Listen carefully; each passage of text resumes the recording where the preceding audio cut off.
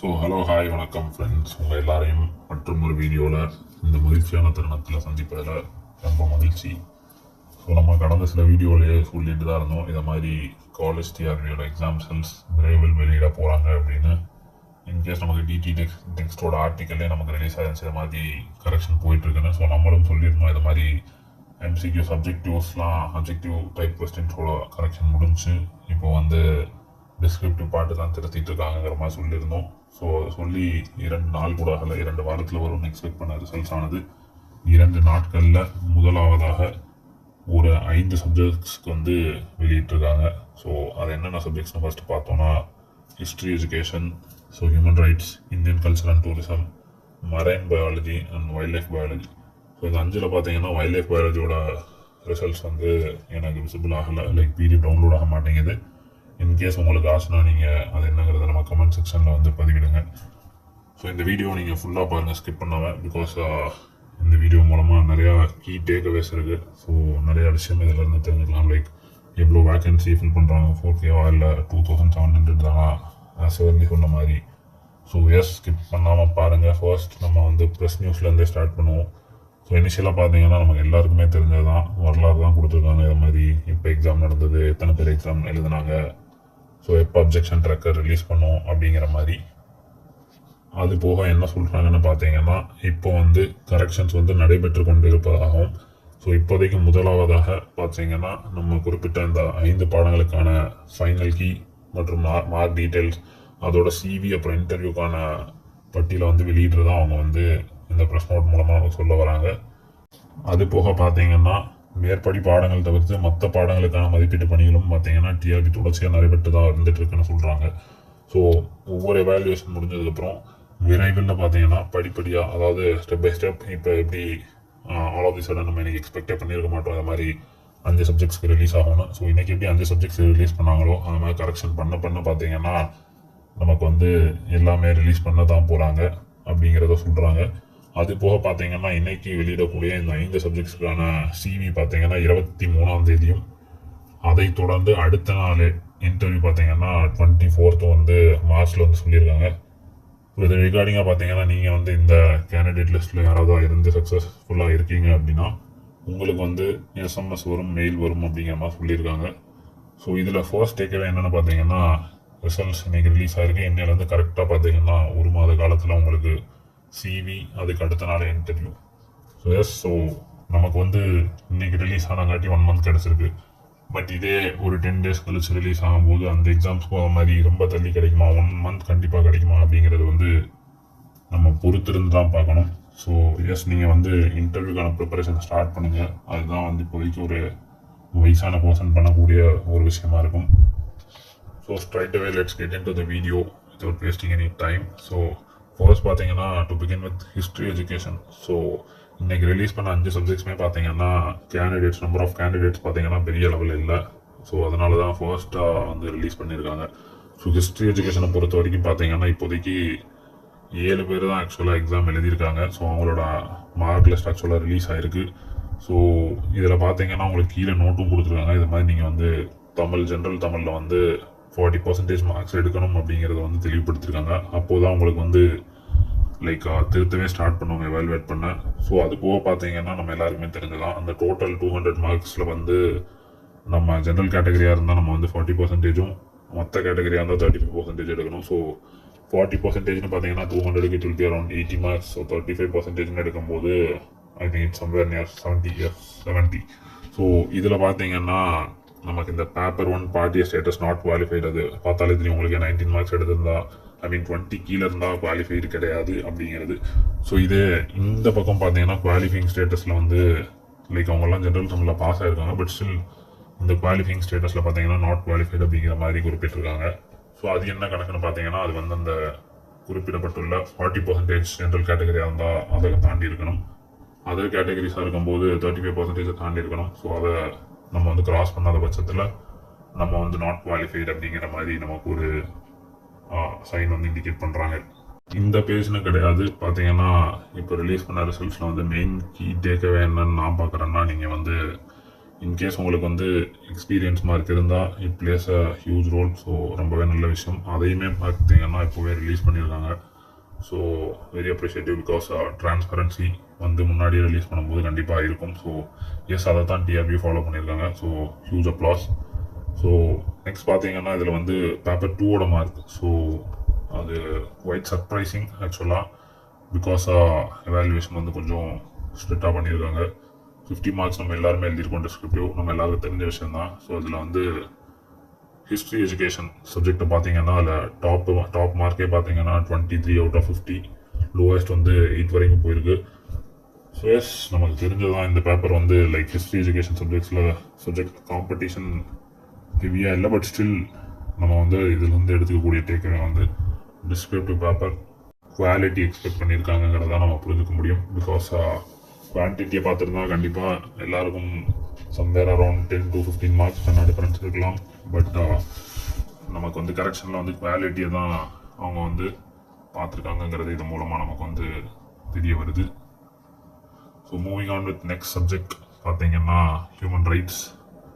So எல்லா subject கீழேயுமே note கொடுத்துருக்காங்க. நம்ம ஆல்ரெடி சொன்ன மாதிரி தான் இந்த சப்ஜெக்டில் பார்த்தீங்கன்னா as you all know paper 2 again. So paper 2ல் பார்த்தீங்கன்னா 37 வரைக்கும் ஸ்கோர் பண்ணியிருக்காங்க. ஸோ எஸ், குவாலிட்டி தான் பார்த்துருக்காங்கிறத வந்து நான் எடுத்துக்கிறேன்.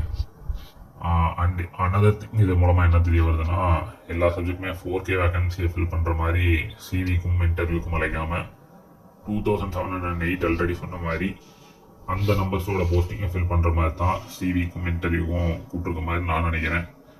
பிகாஸ் ஜுடிஷியரி சிஸ்டம் என்ன சொல்லலாம், அவங்க வந்து சொல்லலாம் நீங்கள் வந்து இதை ஃபாலோ பண்ணலாம்ல அதை ஃபாலோ பண்ணலாம் அப்படின்னு. பட் இதெல்லாம் ஸ்ட்ரிக்டாக ஃபாலோ பண்ணணும்னா கிடையாது. ஆக்சுவலாக எல்லாமே கவர்மெண்ட் பாலிசி தான். ஸோ கவர்மெண்ட் தான் டிசைட் பண்ணணும் என்ன பண்ணணுங்கிறது.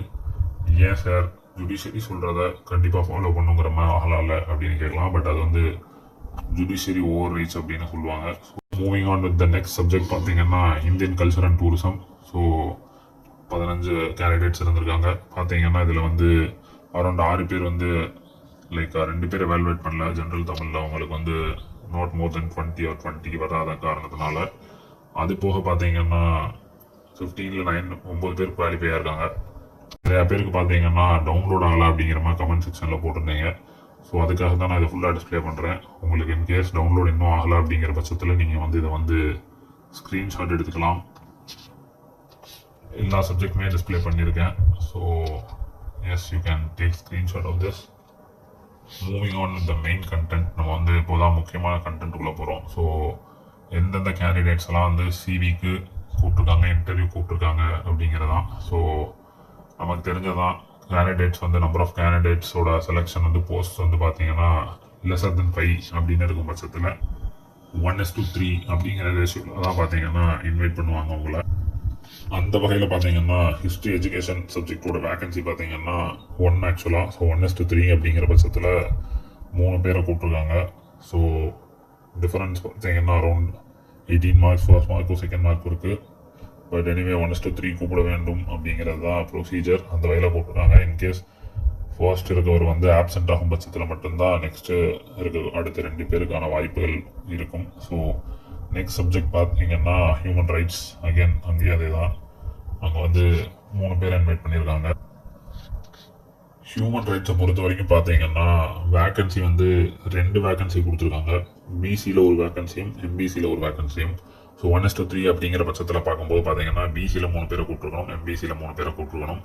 பட் எம்பிசி அல்லது டிநோட்டிஃபைட் கம்யூனிட்டி அப்படின்னு சொல்லக்கூடியதில் வந்து 2 கேண்டிடேட்ஸ் தான் அவைலபிளாக இருக்கும் பட்சத்துலையும் பிசியில் ஒரே ஒரு கேண்டிடேட் தான் மெரிட் லிஸ்ட்டில் இருக்கிற காரணத்தினாலும் 3 பேரை கூப்பிட்ருக்காங்க. ஸோ இந்த 3 பேரில் 2 பேர் கண்டிப்பாக கிடைக்கும். ஸோ பிசியாக இருக்கவங்களுக்கு கண்டிப்பாக அவங்க வந்து இன்டர்வியூக்கு சிவி அண்ட் இன்டர்வியூக்கு அப்பியர் ஆனால் அவங்களுக்கான ஜாப் உறுதியாயிரும். அதே போக மீதம் இருக்கக்கூடிய 2 பேரில் அவங்களுக்கு ஒரு 2 பேரில் யார் வராங்க அண்ட் எப்படி பெர்ஃபார்ம் பண்ணுறாங்கிற பொறுத்து இருக்கும். ஸோ நெக்ஸ்ட் பார்த்தீங்கன்னா இந்தியன் கல்ச்சர் அண்ட் டூரிசம். இந்த சப்ஜெக்ட் பொறுத்த வரைக்கும் பார்த்தீங்கன்னா 3 பேரை வந்து 3 போஸ்ட் இருக்குது ஆக்சுவலாக. இந்தியன் கல்ச்சர் அண்ட் டூரிசம் பொறுத்த வரைக்கும் ஜென்ரலில் ஒரு போஸ்ட் இருக்குது, எம்பிசியில் ஒரு போஸ்ட் அண்ட் தென் எஸ்சிஏல ஒரு போஸ்ட். ஸோ நீங்கள் இந்த லிஸ்ட் பார்க்கும்போதே உங்களுக்கு தெரியும். ஜென்ரல் டர்னில் 3 பேரை இன்வைட் பண்ணியிருக்காங்க, எம்பிசியில் ஒருத்தர் இன்வைட் பண்ணியிருக்காங்க அண்ட் தென் எஸ்சிஏல ஒருத்தர் இன்வைட் பண்ணியிருக்காங்க. நோட் பார்த்தீங்கன்னா நமக்கு தெரியும் எஸ்சிஏ உமன் கேண்டிடேட் வந்து இல்லாத காரணத்தினால எஸ்சி உமன் கேண்டிடேட்டை வந்து இன்வைட் பண்ணியிருக்கதான் இங்கே வந்து மென்ஷன் பண்ணியிருக்காங்க. ஸோ அது போக பார்த்தீங்கன்னா எம்பிசி அல்லது டிஎன்சி அதில் வந்து ஒரே ஒரு கேண்டிடேட் தான் மெரிட் லிஸ்ட்டில் இருக்காங்க போல். ஸோ அந்த கேண்டிடேட் வந்து சிவி அப்பியர் ஆகும் பட்சத்தில் இன்டர்வியூலையும் வரும் பட்சத்தில் அவங்களுக்கான ஜாப் உறுதி செய்யப்படும். ஸோ இதுலேருந்து இன்னொரு கீ டேக்கவே என்னென்னு பார்த்தீங்கன்னா லைக் நம்பர்ஸ் வந்து கம்மியாக இருக்கிற காரணத்தினால இதில் இருக்கக்கூடியவங்க வந்து மோஸ்ட்லி வந்தாலே அவங்களுக்கான ஜாப் ஆனது உறுதியாகிறதுக்கான வாய்ப்புகள் மிக அதிகமாக உள்ளது. நெக்ஸ்ட் சப்ஜெக்ட் பார்த்தோன்னா மரைன் பயாலஜி. ஸோ மரைன் பயாலஜியை பொறுத்த வரைக்கும் பார்த்தீங்கன்னா டோட்டல் போஸ்ட் வந்து 2 வேகன்சி இருக்குது.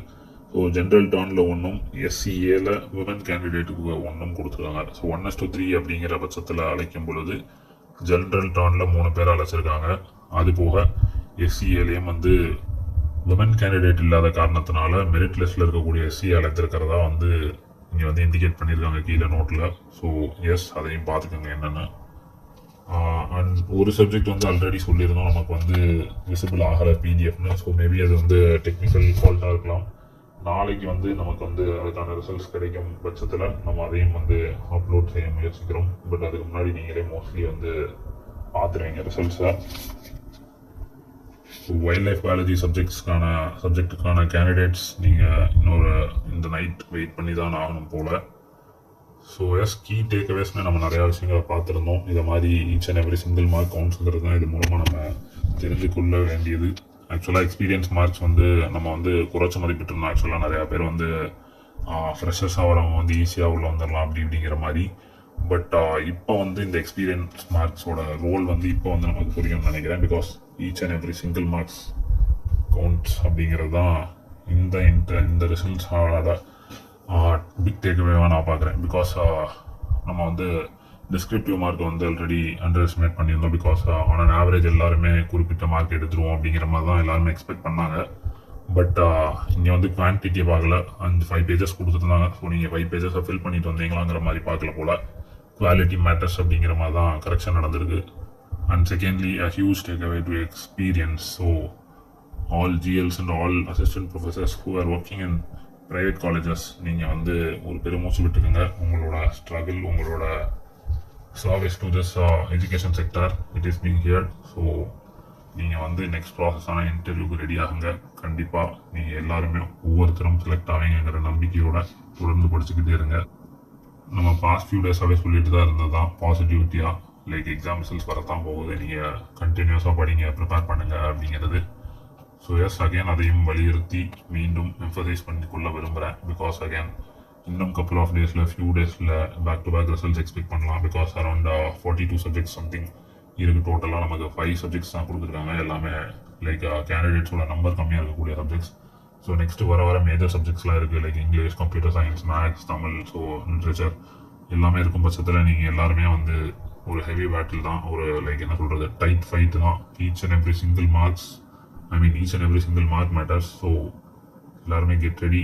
It's going to be a very very healthy battle. So this is what I wanted to convey through this video. எல்லாம் be ready. நெக்ஸ்ட் வீடியோவில் உங்கள் எல்லாரையும் சந்திக்கும் வரையில் நன்றி, வணக்கம்.